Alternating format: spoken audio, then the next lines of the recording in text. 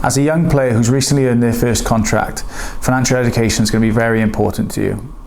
The financial education part of niche sports is basically coming in and explaining the very basics of finance to you. So for example, payslip. What's on your payslip? What do those numbers mean? Your tax code and the different tax bands that you might find yourself in the first few years of your contract. At this point as well, we'll also look at credit ratings, how we can build those up sensibly, and also mortgages for when you look to buy your first home. On top of that, once you've got that money, we need to learn how to keep it safe and to budget it to make it last as long as possible, and to also give you that safety net during and after your career. For that, we will use cash flow planning, which then you can see for yourself the different decisions that you make early on and the effect that can have in not only your career but in later life.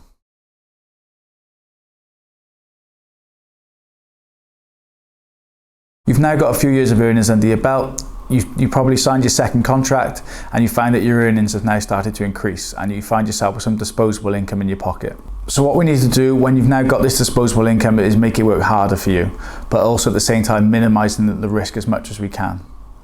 So with this disposable income, with our investment strategy, what we look at doing is having short, medium and long-term goals. We'd create an emergency fund for you, so if anything was to happen, you've got that cash to instantly fall back on to take away any stress of any injuries. Then what we're looking to do is put a medium-term pot in there which you could access then towards the end of your career to help in that transition, and then the long-term which we'd look at for pensions, which we can just put away and allow to grow over the years.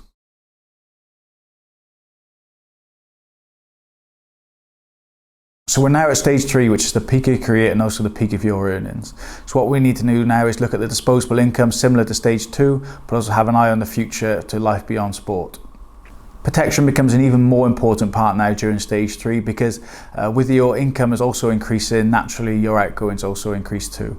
We need to make sure that this is now fully protected where you're at the most liable part of your career, and make sure that there are no further stresses if there were anything to happen during sport where you were not able to do this any longer. As we looked at savings and investments in stage 2, we will also reinforce this in stage 3 where this becomes very important, because what we can do here during the peak part of your career is the money we put away in regulated investments and diversify these investments for you. We can literally change your life going forward if we do things the right way now. We will still maintain the same investment strategy where we have our short, medium and long-term goals, so we still got that cash safety net underneath you if anything was to happen. We've also got your medium-term goals, which is your nice nest egg post-retirement to help you with that transition, but also with now a more keen eye on the long-term goals with your pensions. One thing you'll notice in the peak of your career and the peak of your earnings is that you'll be paying an awful lot of tax. One of the things we can consider here is some regulated tax-efficient investments to try and bring that amount of tax down so you are paying the correct amount of tax.